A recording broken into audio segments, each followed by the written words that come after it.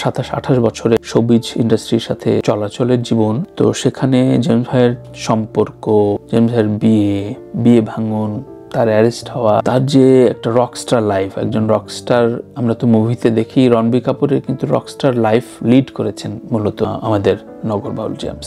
আমি মনে করি বড় মানুষ হওয়ার জন্য এটা একটা ওয়ে অফ প্রসেস, যেটা আমরা অনেকে পারি না। আমরা রিয়াক্ট করে ফেলি, রাগ আমাদের দেখাতে হয়, প্রতিশোধ আমাদের নিতে হয়। সো ওই জায়গায় জেমস ভাই অসাধারণ একজন মানুষ। তিনি হয়তো সংসারটা হয়ে ওঠেনি দুবার। সো এবার 61 বছর বয়সে তিনি আরো এক পুত্র সন্তানের জনক হলেন।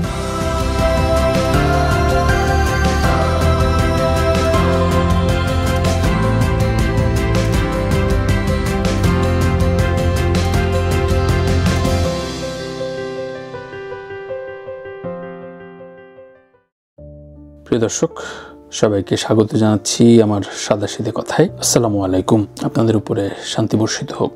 জেমস ভাইকে নিয়ে আমি এর আগেও বিভিন্ন প্রসঙ্গে কথা বলেছি, তবে আজকের প্রসঙ্গটা একটু ভিন্নতর। প্রথমে অভিনন্দন জেমস ভাই প্রকাশিত নতুন বিবাহ এবং সন্তানের জনক হওয়ার জন্য। এখন আমাদের শোবিজ কর্মী বলি বা কন্টেন্ট ক্রিয়েটর বলি বা সংবাদকর্মী বলি, আমাদের লিমিটেশনস গুলো কি? যেমন আমি একটা স্ট্যাটাস দিয়েছি জেমস ভাইয়ের এই নতুন খবরে, এবং সেখানে বেশ কিছু অনেকে এনগেজ হয়েছেন, কিন্তু বেশ কিছু তির্যক মন্তব্য আমি পেয়েছি। সেই বিষয়গুলো নিয়ে একটু কথা বলতে চাই। প্রথমে আমি স্ট্যাটাসটা একটু পড়ে শোনাতে চাই, যে এই ছবিটা দিয়ে আমি স্ট্যাটাসটা দিয়েছি এবং এখানে লিখেছি, আমি খবরটা আমরা অনেকেই জানতাম, তবে অনুমতিহীন প্রকাশ করতে চাইনি। কারণটা ভালোবাসার মানুষ আসলে জেমস, এক নগর বাউল। তার গান পারফরমেন্সে এতটাই তিনি মোহিত করে রেখেছেন সারা বিশ্ব জুড়ে, এমন শিল্পীকে লালন করা আমাদের সকলের দায়িত্ব। মানুষটা পেছনে কথা বলে না, গান ছাড়া অন্য কোনো আলাপেও থাকে না, নিজের মনে নিবিষ্ট প্রাণ হয়ে কাজ করে।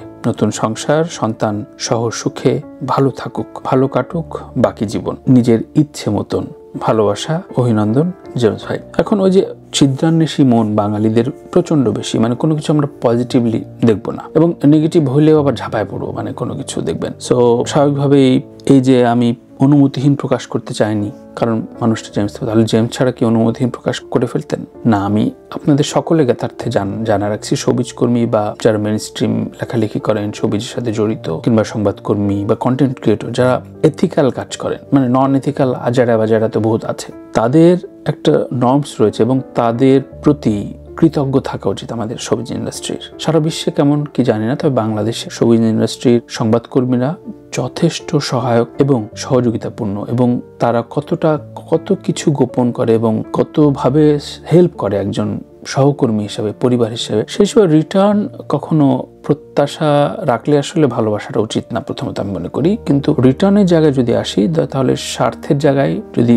একসাথে পাল্লা দিয়ে মাপা হয় যে সংবাদকর্মী না শোবিজ তারকা, শোবিজ তারকার হেরে যাবেন। কারণ শোবিজ তারকাদের ভেতরে অনেক কিছু গোপন রাখা হয় যা তার ক্ষতিকারক হয়ে যেতে পারে এইসব কারণে। এখন জেমস ভাইয়ের বিষয়ে আসি। জেমস ভাই কখন কোন বিষয়ে প্রথমত কথা বলেন কম, এবং তার যে ভোকাবুলারি পার্সন, তার যে ম্যানেজার রবিন, উনি থাকেন একদম তার সারাউন্ডিং আড়াল হয়ে। সুতরাং সেই দুর্গ ভেদ করে জেমস ভাইয়ের সাথে কথা বলতে পারেন খুবই কম মানুষ। জেমস ভাই যখন চাইবেন তখন কথা বলার। আমাদের ভেতরে জেমস ভাইয়ের সাথে আড়াল খুব কম ছিল যখন রবিন আসেনি, অনেক আগের কথা, আজ থেকে প্রায় 25 বছর আগের কথা, সাউন্ড গার্ডেনের সেই সময়কার। তখন রবিনও জেমস ভাইয়ের ভক্ত হিসেবে ছিলেন। এর পরবর্তীতে ভক্ত থেকে একদম নিবিষ্ট হয়ে ম্যানেজার হয়ে হওয়া পর্যন্ত তার রবিনের উত্থান আমাদের চোখের সামনে দেখা। রবিন আমার খুব কাছের বন্ধু, ভাই, ব্রাদার। তার সাথে আমাদের আড্ডার সম্পর্ক অনেক। রবিন একই সাথে জেমস ভাইয়ের যেমন খুব ভালো করেছেন, তেমনি একই সাথে জেমস ভাইয়ের সাথে তার অ্যাসোসিয়েট মানুষদের কাছ থেকে দূরে সরিয়ে রেখেছেন। এটা আমি পজিটিভ দিকটাই বেশি দেখব, কারণ একজন এত বড় মাপের শিল্পীর ম্যানেজমেন্টে একজন থাকাটা খুব জরুরি। পাশাপাশি আমাদের খারাপ লাগে, যেমন আমি নিয়াজ আহমেদ অংশ কিছুদিন আগেও আলাপ করছিলাম, যে বাচ্চু ভাইকে আমরা যেভাবে পাই, যেভাবে পেয়েছি আর কি, তিনি থাকতে জেমস ভাইকে সেভাবে পাই না। কিন্তু ভালোবাসা, শ্রদ্ধা, তাকে দেখবার আকুতি, তার সাথে একটু আড্ডার আকুতি, সেই জায়গাগুলো বাচ্চু ভাইয়ের মতো আমরা জেমস ভাইকে পাই না। এখন জেমস ভাইয়ের সাথে খুব ঘনিষ্ঠ মানুষদের ভেতরে আমি অনেক পেছনের কাতারে, কিন্তু জেমস ভাইয়ের সাথে সহচর, জেমস ভাইয়ের উত্থান আমাদের প্রায় কাছাকাছি সময় দেখা এবং একসাথে পথ হাঁটা, তার ছায়াশরীর বলবো না কিন্তু তার সাথে সঙ্গী হয়ে কাজ করা। জেমস ভাই আমার বিচ্ছিন্নভাবে সব মিলিয়ে 9টি গান করেছেন এবং একটা প্রজেক্টে জেমস ভাই ছিলেন, জেমস ভাই, বাচ্চু ভাই এবং হাসান ভাই, এই 3 জনকে নিয়ে আমি কাজ করেছি। তেমনি বিচ্ছিন্নভাবে 2-3টে মিক্স অ্যালবামে আমার লেখা গান অন্যের সুরে গেয়েছেন তিনি।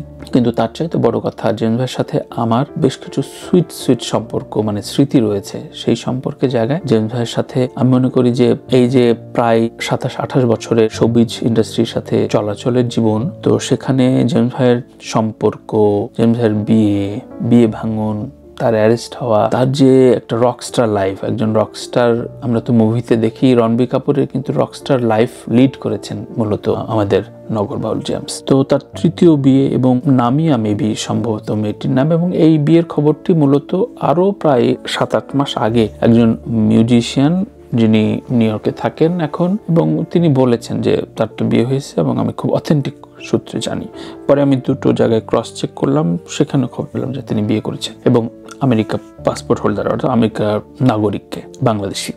তো এরপরে আরো 2-3 মাস পরে সান ফ্রান্সিসকোতে আমার একটি অনুষ্ঠানে, জেমসের একটি কনসার্টের আগে একটা মিট অ্যান্ড গ্রিটে দেখা হলো, এবং সেই দেখা হওয়ার আগে আমি একটু রবিনকে মেসেজ করলাম যে রবিন, আপনি নিশ্চয়ই আছেন এবং দেখা হবে নিশ্চয়। তো রবিন আমাকে খুবই সম্মান করলেন এবং আসার পরেই জেমসের সাথে দেখা হলে একটি কথাই বললেন, মানে আমার ফ্যামিলি সম্পর্কে জানতে চাইলেন, কি অবস্থা, সেটেল হচ্ছিস কিনা ইত্যাদি নানান কথা। এবং জেমস যখন আমরা যখন জেমস ভাইকে কাছে পাই তখন কিন্তু জেমস ভাই ভীষণ সরল একজন মানুষ, মানে সরল বলবো, ভীতু ওই অর্থে যে উনি কোনো ঝামেলায় যেতে চান না, খুব একদম গান ছাড়া উনি কিছু বুঝতে চান না। বাড়ির যে দাপট, তার যে গিটার হাতে, তার যে গানের যে দাপট, স্টেজে যে রকস্টার দাপট, মানুষটা ভেতরে কিন্তু খুব নরম সরম। সো জেমস এখন হাসেন এবং জেমস একটু আগের চাইতে মেশার চেষ্টা করে মানুষের সাথে। বিয়ে, 2য়, 3য় ইত্যাদি নানান অঙ্কে আসলে আমরা ভাগ করি। রকস্টার শিল্পীদের জীবনে এ ধরনের ইতিবাচক নেতিবাচক নানান পর্যায়ের আলোচনা হয়। কারো ক্ষেত্রে খুব, মানে ফেসবুক মব বলি আমি, ফেসবুকে বুলি করে অনেকে, কিন্তু জেমস ভাইয়ের কারণে, জেমস ভাই ইমেজগত কারণে, তার যে পার্সোনাল ইমেজ, এবং দর্শকরা তাকে এতটা ভালোবাসেন, এতটা ওন করেন। তার একটি গান শুনে হয়তো কেউ প্রেম করেছেন, অনেক সংসারে তাদের গানের অবস্থার বর্তমান আমি দেখেছি যে ভাই, জেমস ভাই আপনার এই গান শুনে আমি একে বিয়ে করেছি, এবং এরপরে সংসারটা আমাদের বিস্তৃত হয়েছে। সুতরাং একজন রকস্টার জেমসের ক্যারিয়ার গ্রাফটা আসলে ভিন্ন, এবং প্রত্যেকটা তারকার এই যে 3য় বিয়ে, অমুক সন্তান বা এই ঘরের সন্তান, এগুলো আলোচনা নানান অত্যুক্তিতে ছড়ায় তার ব্যক্তিগত ইমেজের কারণে। ব্যক্তিগত ইমেজটা কিভাবে বিল্ড আপ করলে সেটা খুব জরুরি। তাই জেমস ভাই আমাদের কাছে এতটাই আপন যে উনি কোনো সময় কারো সম্পর্কে ভালো ছাড়া মন্দ বলেন নাই, এবং কখনোই, মানে উনি শুনে গেছেন বেশি। এবং আমি মনে করি বড় মানুষ হওয়ার জন্য এটা একটা ওয়ে অফ প্রসেস, যেটা আমরা অনেকে পারি না। আমরা রিয়াক্ট করে ফেলি, রাগ আমাদের দেখাতে হয়, প্রতিশোধ আমাদের নিতে হয়। সো ওই জায়গায় জেমস ভাই অসাধারণ একজন মানুষ। তিনি হয়তো সংসারটা হয়ে ওঠেনি দুবার। সো এবার 61 বছর বয়সে তিনি আরো এক পুত্র সন্তানের জনক হলেন। তার প্রতি শুভকামনা। এবং আমি আবারও বলি যে প্রথম প্রসঙ্গ, যে প্রসঙ্গটি শিল্পীদের অনেক জীবনের অনেক অত্যুক্তি, অনেক বিচ্যুতি সাংবাদিকরা, সংবাদকর্মীরা, সবুজকর্মীরা, সহকর্মীরা লুকিয়ে রাখে তার ভালো হবে বলে। সুতরাং এটাতে কোনো রকম দোষ দেবার কিছু নাই, এবং পার্সন টু পার্সন আসলে ভ্যারি করে তার ইমেজ। একজন জেমস হতে হলে অনেক কিছুকে না বলতে হয়েছে, অনেক জায়গায় যেতে তিনি পারেননি বা চাননি, অনেক কিছু থেকে সরে আসতে হয়। এই সরে আসা কিন্তু সহজ না। অনেক সস্তা গান তিনি গাননি, অনেক টাকা অফার করেছে।